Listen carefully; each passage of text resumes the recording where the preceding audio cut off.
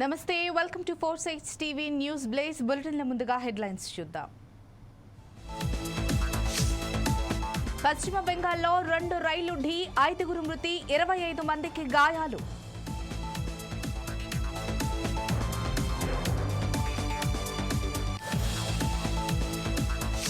పోలవరంలో సీఎం చంద్రబాబు పర్యటన, సాయంత్రం 4 గంటలకు తిరుగు పయనం.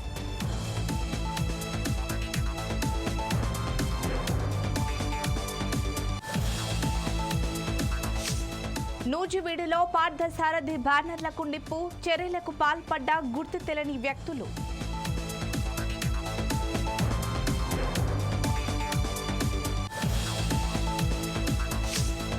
బక్రీద్ సందర్భంగా కొత్తగూడెంలో ప్రత్యేక పూజలు, కార్యక్రమంలో పాల్గొన్న ఎమ్మెల్యే సాంబశివరావు.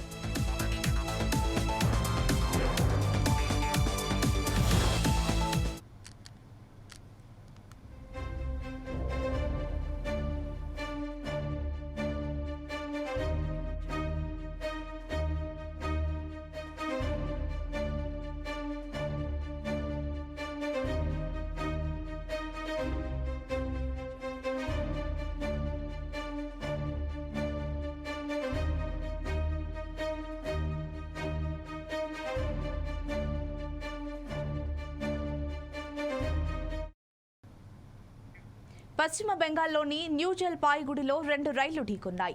గూడ్స్ రైలును కాంచనజంగా ఎక్స్ప్రెస్ ఢీకొన్న ఈ ఘటనలో 5 మృతి చెందారు. మరో 25 మందికి తీవ్ర గాయాలయ్యాయి.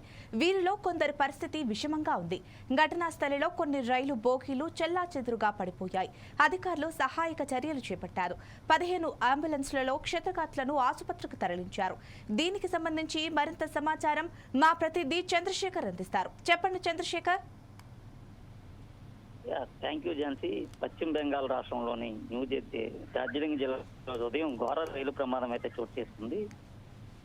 ఏదైతే కాంచనజంగా సమీపంలో ఉన్నటువంటి కాంచనజంగా ఎక్స్ప్రెస్ ఆగి ఉన్నటువంటి గూడ్స్ రైలును ఢీకొనడంతో ఈ ప్రమాదం జరిగినట్లుగా తెలుస్తుంది. అయితే ప్రమాదం సమయంలో రైలు తీవ్రత ఎక్కువగా, అలాగే సిగ్నల్స్ లో వచ్చినటువంటి లోపం కారణంగానే ఈ ప్రమాదం చోటు చేసుకున్నట్లు తెలుస్తుంది. అయితే 15 మీటర్ల ఎత్తుకి బోగీలు ఎగిరిపడిన పరిస్థితి కనిపిస్తుంది. ఈ ఘటనలో దాదాపు 5 మంది వరకు కూడా మృత్యువాత పడ్డారు. 25 మంది కూడా క్షతగాత్రుల హాస్పిటల్ అయితే చికిత్స పొందుతున్నారు. మరికొంతమంది మృతులు పెరిగే అవకాశం అయితే కనిపిస్తుంది. ముఖ్యంగా ఈ గత 2 ఏళ్లుగా పాటుగా ఎక్కువగా ఈ మధ్య కాలంలో ఈ సిగ్నల్స్ సంబంధించినటువంటి విషయంలోనే ఎక్కువగా రైలు ప్రమాదాలు చోటు చేసుకుంటున్న పరిస్థితి కనిపిస్తుంది. గత ఏడాది చూసుకుంటే అటు ఒరిస్సా రాష్ట్రంలో కూడా ఎటువంటి రైలు ప్రమాదమే చోటు చేసుకుంది. ఆ ప్రమాదంలో దాదాపు 50 మంది వరకు కూడా మృత్యువాత పడిన ఘటన అయితే కనిపిస్తుంది. ఏదైతే ఈ రోజు ఉదయం జరిగిందో పశ్చిమ బెంగాల్లో జరిగినటువంటి రైలు ప్రమాదానికి సంబంధించి మృతుల సంఖ్య కూడా మరింత పెరిగే అవకాశం ఉంది. అయితే సంఘటనకు సంబంధించినటువంటి విషయం తెలుసుకున్న వెంటనే పశ్చిమ బెంగాల్ ముఖ్యమంత్రి మమతా బెనర్జీ సంఘటన స్థలానికి అయితే చేరుకోవడం జరిగింది. క్షతగాత్రుల్ని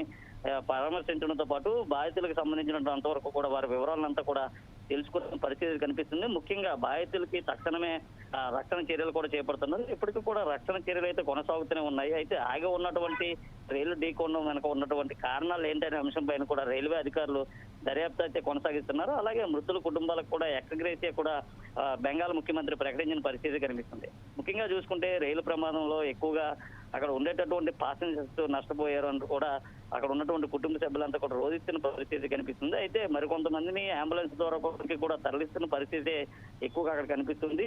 దీంతో అటువైపుగా రాకపోకలు సాగించేటటువంటి రైళ్లు అన్ని కూడా నిలిచిపోయిన పరిస్థితి కనిపిస్తుంది. ఈ రోజు జరిగిన రైలు ప్రమాదంతో ఒకసారిగా యావత్ భారతదేశం ఉలికిపోయిన పరిస్థితి కనిపిస్తుంది. ముఖ్యంగా ఇటువంటి సమయాల్లో రైలు ప్రమాదాలు చేసుకోవడం వెనుక పెద్ద ఎత్తున కూడా ఆరోపణలు అయితే వినిపిస్తున్నాయి. ఈ నేపథ్యంలో అసలు రైలు ప్రమాదం జరగడానికి గల కారణాలు ఏంటి అంశం పైన కూడా కీలకంగా దర్యాప్తు కొనసాగించాలంటూ కూడా ప్రతిపక్షాలంతా ముక్తకంఠంతో చెప్తున్న పరిస్థితి కనిపిస్తుంది. ఇప్పటికీ 5 మంది మృత్యువాత పడినప్పటికీ మరికొంతమంది కూడా పెరిగే అవకాశం అయితే కనిపిస్తుంది. Thank you Chandrasekhar.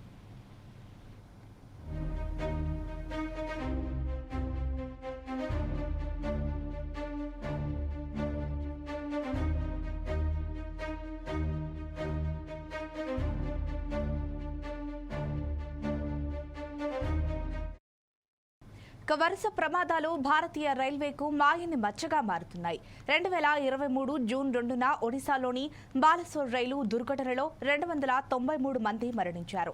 అదే ఏడాది ఓసీటీలో విజయనగరంలో 2 రైళ్లు ఢీకొనడంతో 14 మంది చనిపోయారు.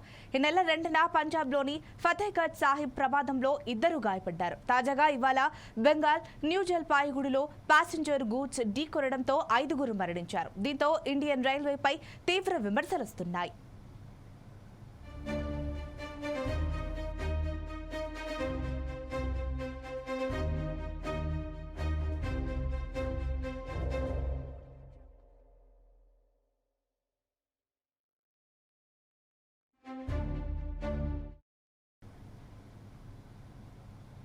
ఏపీ ముఖ్యమంత్రి చంద్రబాబు పోలవరానికి చేరుకున్నారు. ఆయనకు హెలిప్యాడ్ వద్ద మంత్రులు నిమ్మల రామానాయుడు, కొలుసు పార్థసారథి స్వాగతం పలికారు. ఆయన ప్రాజెక్టుకు సంబంధించిన స్పిల్వే, కాపర్ డ్యాం, డయాఫ్రమ్ వాళ్లను పరిశీలించనున్నారు. మధ్యాహ్నం 2 గంటల నుంచి 3 గంటల వరకు ప్రాజెక్టు పురోగతిపై అధికారులతో సమీక్షా సమావేశం నిర్వహించనున్నారు. అనంతరం విలేకరులతో మాట్లాడతారు. సాయంత్రం 4 గంటలకు చంద్రబాబు పోలవరం నుంచి ఉండవల్లికి తిరుగు పయనమవుతారు.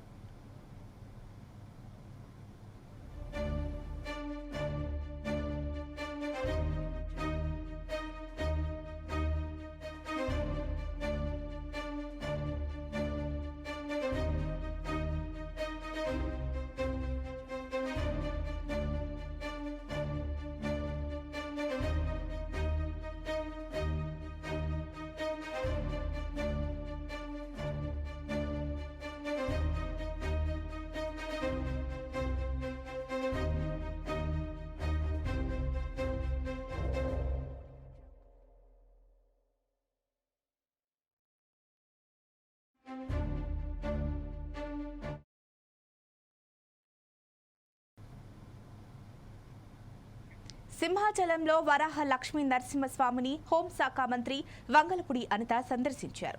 వేద పండితులచే ఆశీర్వదనం స్వీకరించారు. స్వామివారి శేష వస్త్రముతో సత్కరించి స్వామివారి ప్రసాదాలను ఆలయ అధికారులు అందజేశారు.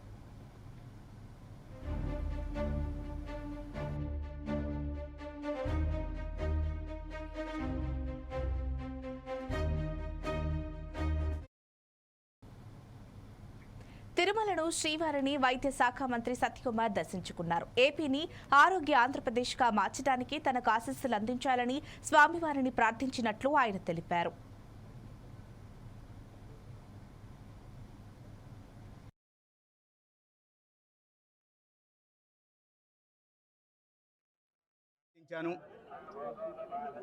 వికసిత్ భారత్ నిర్మాణ కావలసిన శక్తి సామర్థ్యాల్ని ఈ దేశ ప్రధానికి, అదేవిధంగా వికసిత ఆంధ్రప్రదేశ్ నిర్మాణానికి కావలసిన శక్తి సామర్థ్యాల్ని ఈ రాష్ట్ర ముఖ్యమంత్రి వర్యులకి ప్రసాదించాల్సిందిగా కలియుగదైవం వెంకటేశ్వర స్వామిని ప్రార్థించాను. అదేవిధంగా ఒక ఆరోగ్య ఆంధ్రప్రదేశ్ నిర్మాణం జరిగి ఈ రాష్ట్రంలోని ప్రజలందరికీ కూడా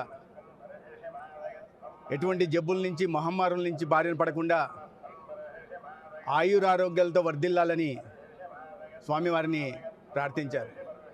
భారతదేశం మళ్ళీ విశ్వగురువుగా పునర్వైభవం సాధించాలని, అభివృద్ధికి చిరునామాగా నిలిచిన ఆంధ్రప్రదేశ్ మళ్ళీ ఆ వైభవాన్ని సాధించి తెలుగు ప్రజల ఖ్యాతిని ఇనుమడింపజేయాలని విజయనగరం జిల్లా గజపతి నగరం మార్కెట్ యార్డ్ ఆవరణలో విత్తన పంపిణీ కార్యక్రమం చేపట్టారు. మంత్రి కొండపల్లి చేతుల మీదుగా రాయితీపై విత్తనాల పంపిణీ జరిగింది. రైతులకు తమ ప్రభుత్వం అండగా ఉంటుందని ఆయన హామీనిచ్చారు.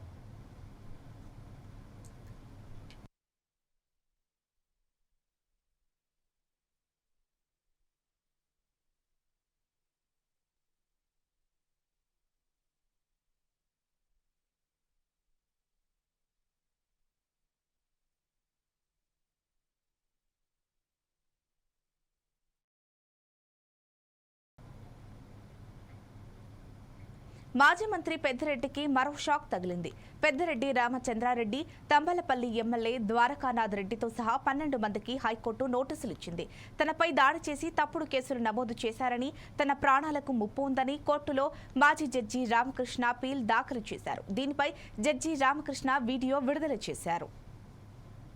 చిత్తూరు జిల్లాలో మంత్రి పెద్దిరెడ్డి రామచంద్రారెడ్డి ఆయన కుటుంబ సభ్యులు చేసినటువంటి దౌర్జన్యాలు, దుర్మార్గాలు, అవినీతి గురించి ఎవరైనా ప్రశ్నిస్తే వాళ్ళ కుటుంబాలపై దాడి చేయడం, గంజాయి ముఠాలను, రౌడీ ముఠాలను ఎగదోసి వారి కుటుంబ సభ్యులను, వారిని అనేక కష్ట నష్టాలకు గురి చేయడం, తనకున్న అధికారాన్ని అడ్డం పెట్టుకొని పోలీసుల ద్వారా తప్పుడు కేసులు పెట్టించడం, వారిని జైల్లో పెట్టించడం, అనేక రకాలుగా వాళ్ళని హింసించడం అన్నది ఇన్ని రోజులుగా పెద్దిరెడ్డి రామచంద్రారెడ్డి చేసినటువంటి దుర్మార్గపు చర్యలు. ఆ దుర్మార్గపు చర్యలను ఈరోజు న్యాయస్థానం ముందు పెద్దిరెడ్డి రామచంద్రారెడ్డి సమాధానం చెప్పుకోవాల్సినటువంటి సమయం వచ్చిందని ఈరోజు నేను తెలియజేస్తున్నాను. రాష్ట్ర అత్యున్నత న్యాయస్థానం ధర్మాసనం ఇచ్చినటువంటి నోటీసులకు నేను పెట్టినటువంటి కేసులో ద్వారకానాథ్ రెడ్డి అదేవిధంగా రామచంద్రారెడ్డి ఇద్దరు కూడా, పెద్దిరెడ్డి సోదరులు ఇద్దరు కూడా రాష్ట్ర అత్యున్నత న్యాయస్థానం ముందరు ఒక వారం లోపల హాజరు కావలసి ఉంటుంది. అదేవిధంగా అన్నమయ్య ఎస్పీ గారు కూడా నేను ఇచ్చినటువంటి అనేక కంప్లైంట్లలో ఉన్నటువంటి విషయాలను పరిశీలన చేసి వెంటనే దానిపైన రిపోర్టును కూడా హైకోర్టుకు సమర్పించవలసిందిగా ధర్మాసనం ఆదేశాలు ఇవ్వడం జరిగింది. ఈ రాష్ట్ర హైకోర్టు వారు ఇచ్చినటువంటి ధర్మాసనం ఇచ్చినటువంటి ఆదేశాలు ఏవైతే ఉన్నాయో అవి పెద్దిరెడ్డి పతనానికి పునాదిగా మారబోతున్నాయని నేను అందరికీ తెలియజేస్తున్నాను. ముఖ్యంగా పెద్దిరెడ్డి రామచంద్రారెడ్డి ఈ ఉమ్మడి చిత్తూరు జిల్లాలో చేసినటువంటి అఘాయిత్యాలకు తగిన మూల్యం చెల్లించుకునే రోజు దగ్గరలో ఉందని హెచ్చరిస్తున్నాను. ఎందుకంటే న్యాయస్థానాల్లో న్యాయం కొంచెం ఆలస్యమైనా కూడా చివరకు న్యాయమే గెలుస్తుందనే సిద్ధాంతం ఏదైతే ఉందో ఆ సిద్ధాంతం ఈ రోజు నా విషయంలో రుజువు కాబోతుందని నేను నూజివీడులో మంత్రి పార్థసారథి బ్యానర్లు గుర్తు తెలియని వ్యక్తులు నిప్పంటించారు. బ్యానర్లను కావాలని నిప్పు అంటించినట్లు స్థానికులు భావిస్తున్నారు. ఎన్నికలు జరిగినప్పటి నుంచి ఏపీలో ఉద్రిక్త పరిస్థితులు నెలకొంటున్నాయి. మళ్లీ ఈ ఘటనల నేపథ్యంలో స్థానికులు ఆందోళన వ్యక్తం చేస్తున్నారు.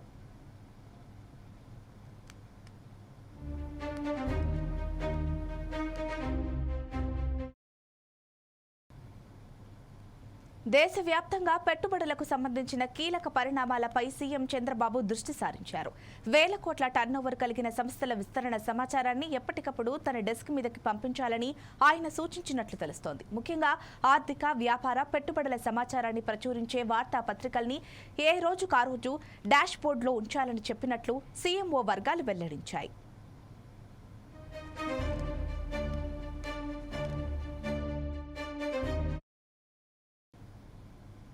జమ్మూ కాశ్మీర్లో ఉగ్రవాదుల కలకలం కొనసాగుతోంది. నిన్న బందిపోర జిల్లాలోని అడవిలో కాల్పుల శబ్దం వినిపించడంతో భద్రతా బలగాలు సెర్చ్ ఆపరేషన్ మొదలుపెట్టాయి. ఉగ్రవాదులు అడవిలోకి నక్కి ఉండొచ్చని భావిస్తున్నారు. కాగా ఇటీవల ఉగ్రదాడుల్లో రియాసీలో 9 మంది ప్రయాణికులు, కథువాలో ఓ జవాన్ మరణించిన విషయం తెలిసిందే. ఈ నేపథ్యంలోనే కేంద్ర హోంమంత్రి అమిత్ షా సైతం కశ్మీర్లో భద్రతపై నిన్న కీలక సమావేశం నిర్వహించారు.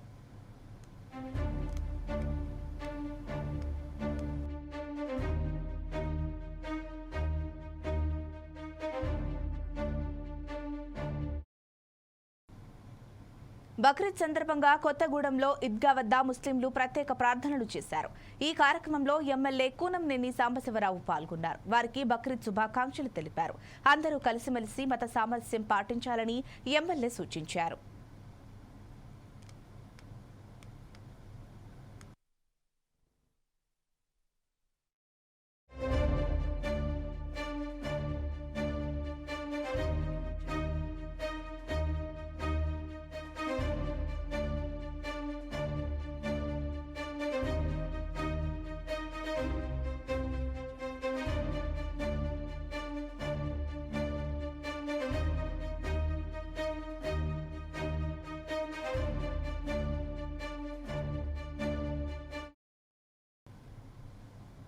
తిరుమలలో భక్తుల రద్దీ కొనసాగుతోంది. వైకుంఠం క్యూ కాంప్లెక్స్లోని అన్ని కంపార్ట్మెంట్లు నిండి వెలుపల క్యూ లైన్లో భక్తులు వేచి ఉన్నారు.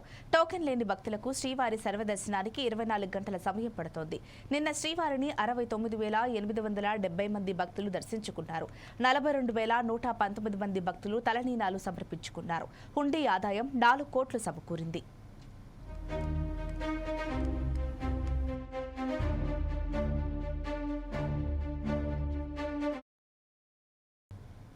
ద్రోణ్ ప్రభావంతో తెలుగు రాష్ట్రాలకు భారీ వర్షాలు కురిసే అవకాశం ఉందని వాతావరణ శాఖ వెల్లడించింది. ఏపీలో 3 రోజుల పాటు వర్షాలు కురుస్తాయని తెలిపింది. తేలికపాటి నుంచి ఓ మోస్తరు వర్షాలు కురిసే ఛాన్స్ ఉన్నట్లు పేర్కొంది. రేపు ఉత్తరాంధ్రలోని పలు ప్రాంతాల్లో భారీ వర్షాలు కురుస్తాయని విశాఖ వాతావరణ కేంద్రం తెలిపింది.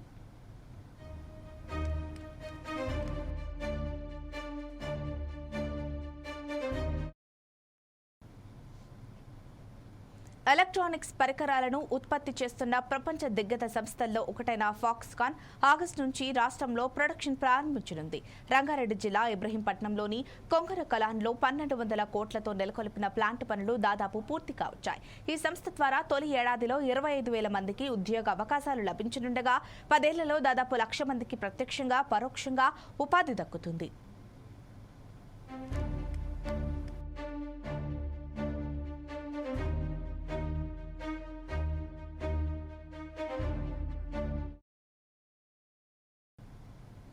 పార్లమెంట్ హౌస్ కాంప్లెక్స్లోని ప్రముఖుల విగ్రహాల తరలింపును కాంగ్రెస్ చీఫ్ ఖర్గే తప్పుపట్టారు. గాంధీ, అంబేద్కర్ విగ్రహాలను ఎలాంటి సంప్రదింపులు లేకుండా ఏకపక్షంగా తొలగించారని తెలిపారు. ఇది ప్రజాస్వామ్య స్ఫూర్తిని ఉల్లంఘించడమేనని స్పష్టం చేశారు. ఎన్నో చర్చలు, పరిశీలన తర్వాత అక్కడ ప్రతిష్ఠించిన విగ్రహాలను ఇప్పుడు ఒక మూలకు మార్చారని చెప్పారు. ఇలాంటి ఏకపక్ష నిర్ణయాలు మన పార్లమెంటు నియమాలు, సాంప్రదాయాలకు విరుద్ధమని ఆయన ట్వీట్ చేశారు.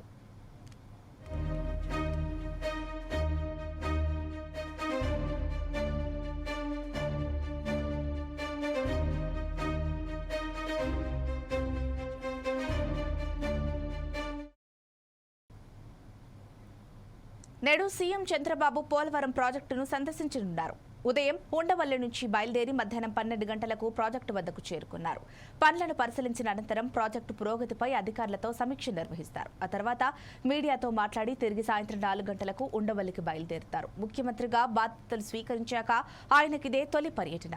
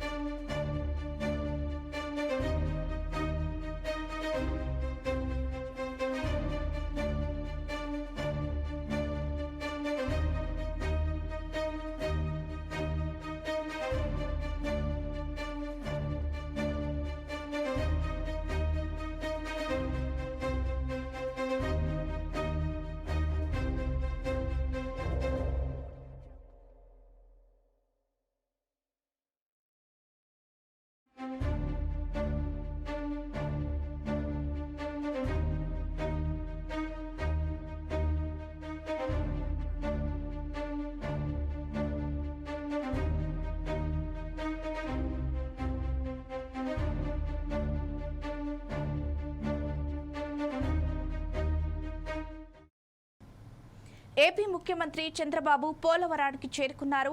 ఆయనకు హెలీప్యాడ్ వద్ద మంత్రులు నిమ్మల రామానాయుడు, కొలుసు పార్థసారథి స్వాగతం పలికారు. ఆయన ప్రాజెక్టుకు సంబంధించిన స్పిల్వే, కాపర్ డ్యాం, డయాఫ్రామ్ వాల్ను పరిశీలించనున్నారు. మధ్యాహ్నం 2 గంటల నుంచి 3 గంటల వరకు ప్రాజెక్టు పురోగతిపై అధికారులతో సమీక్షా సమావేశం నిర్వహించనున్నారు. అనంతరం విలేకరులతో మాట్లాడుతారు. సాయంత్రం 4 గంటలకు చంద్రబాబు పోలవరం నుంచి ఉండవల్లికి తిరుగు పయనమవుతారు.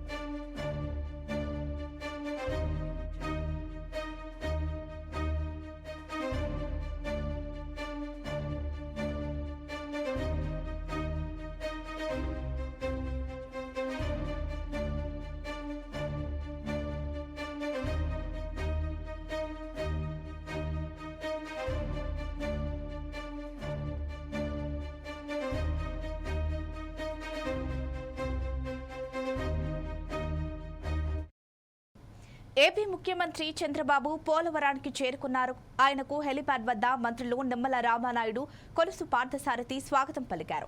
ఆయన ప్రాజెక్టుకు సంబంధించిన spillway, copper dam, diaphragm wall ను పరిశీలించనున్నారు. మధ్యాహ్నం 2 గంటల నుంచి 3 గంటల వరకు ప్రాజెక్టు పురోగతిపై అధికారులతో సమీక్షా సమావేశం నిర్వహించనున్నారు. అనంతరం విలేకరులతో మాట్లాడుతారు. సాయంత్రం 4 గంటలకు చంద్రబాబు పోలవరం నుంచి ఉండవల్లికి తిరుగు పయనమవుతారు. దీనికి సంబంధించిన మరింత సమాచారం మా ప్రతినిధి రాకేష్ అందిస్తారు. చెప్పండి రాకేష్. ఝాన్సీ, ఇప్పటికే చంద్రబాబు పోలవరం చేరుకున్నాడు. ప్రత్యేక హెలికాప్టర్లో ఆయన పోలవరం హెలిప్యాడ్ వద్ద చేరుకొని ప్రాజెక్టును ఇప్పటికే ఏరియల్ సర్వే ద్వారా కూడా మొత్తం పరిశీలించారు. ఝాన్సీ, అయితే ఇప్పుడు ప్రాజెక్టును సందర్శించిన ఆయనే అనంతరం ఇవాళ సమీక్ష సమావేశం నిర్వహించనున్నారు. అంటే ప్రాజెక్టులో ఇప్పటి వరకు ఎంతవరకు జరిగింది, ఇంకా ఎన్ని వర్క్స్ పెండింగ్ లో ఉన్నాయి, దానిపై సమీక్ష జరగనుంది. అలాగే ప్రాజెక్ట్ లో ఏరియల్ సర్వే ద్వారా మొత్తం ఎంత విస్తీర్ణంలో ప్రాజెక్ట్ హిల్ వ్యూ ఎంత ఉంది, దానికి సంబంధించి మొత్తం డేటాను సేకరిస్తున్నారు. అదేవిధంగా ఇప్పుడు కొత్త ప్రభుత్వం ఏర్పడగానే ఆనాడు వైసీపీ ప్రభుత్వం కొంతమేర పనులు జరిగినప్పటికీ మరింతగా పురోగతి పుంజుకోలేదు. ఇప్పుడు చంద్రబాబు రాగానే ప్రతి సోమవారం దీనిపై సమీక్ష నిర్వహించే విధంగా ఆయన కార్యాచరణ ఉంది. అంటే దీన్ని బట్టి మనం అర్థం చేసుకోవచ్చు, ఈసారి పనులు పురోగతి అభివృద్ధి త్వరగా జరిగేటట్టు తెలుసుకోవచ్చు. ఈ ప్రాజెక్టు ఆయనకు అధికారం రాగానే 5వ రోజే, ఆల్మోస్ట్ సీఎం బాధ్యతలు చేపట్టిన తర్వాత 5వ రోజే ఈ ప్రాజెక్ట్ లో పనులపై ఆయన సమీక్షించారు. స్పిల్వే కావచ్చు, కాపర్ డ్యాము, డయాఫ్రామ్ వాల్ కూడా ఈ రోజు పరిశీలించనున్నారు. ప్రాజెక్టు ప్రాంతాన్ని వ్యూ పాయింట్ నుంచి ఇప్పటికే సీఎం చూశారు. 22వ గేటు, 23వ గేట్ల దగ్గర పరిశీలించి అధికారులను అడిగి తెలుసుకున్నారు. ఇంతవరకు ఎలా ఉంది, ఇంకా దీనిపై పురోగతి ఎలా ఉంది, దాని మీద కూడా పరిశీలించనున్నారు. ఈ రోజు ఏం జరిగిందంటే ఎడమగట్టులోని కుంగిన గ్యాంగ్ బండ్ వద్ద కూడా పరిశీలించి దాన్ని అభివృద్ధిపై కార్యాచరణ అధికారులను ఆదేశించారు. కుడి కాలువకు సంబంధించి ఎక్కడి నుంచి పొడిగించవచ్చు అనే దానిపైన కూడా అధికారులను ఆరా తీస్తున్నారు. దానికి గరిష్టంగా ఇప్పటి వరకు ఎంతవరకు ఉపయోగించుకునే అవకాశం ఉంది, ఇంకా అటు వైకుంఠపురం కుడి కాలువ కావచ్చు, ఇటు ఎడమ వైపున కాలువ కావచ్చు, దాని మీద అంటే ఎలా సాధ్యసాధాలు ఎలా ఉన్నాయి, నీటిని ఏ విధంగా వినియోగించుకోవచ్చు, కాలువలకు పంపే యోచన ఏమైనా ఉందా, దానిపై కూడా చంద్రబాబు సమీక్షించనున్నారు.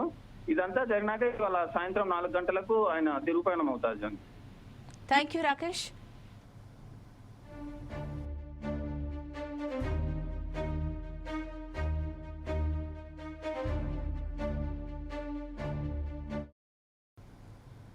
పీఎం కిసాన్ పథకం కింద 17వ విడత సహాయాన్ని రేపు కేంద్ర ప్రభుత్వం రైతుల ఖాతాలో జమ చేయనుంది. 9.26 కోట్ల మంది రైతుల ఖాతాలో దాదాపు 20,000 కోట్లను యూపీ పర్యటనలో భాగంగా బటన్లోకి ప్రధాని మోడీ బదిలీ చేస్తారు. ఈ పథకం కింద ఏటా 6,000ను 3 విడతల్లో 2,000 చొప్పున రైతులకు పెట్టుబడి సాయం కింద కేంద్రం అందిస్తోంది. ప్రధానిగా ప్రమాణ స్వీకారం చేసిన తొలి రోజే ఈ పెట్టుబడి సాయంపై మోడీ సంతకం చేశారు.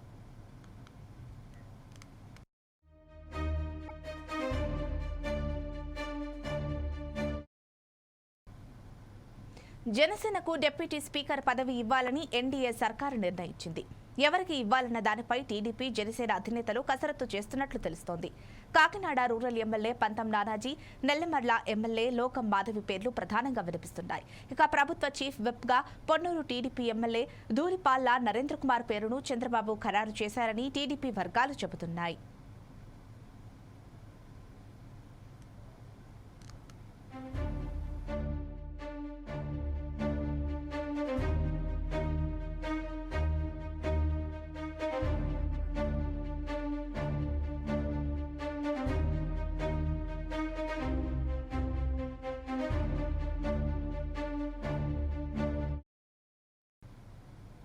బులెటిన్ ముగించే ముందు హెడ్లైన్స్ మరొకసారి చూద్దాం.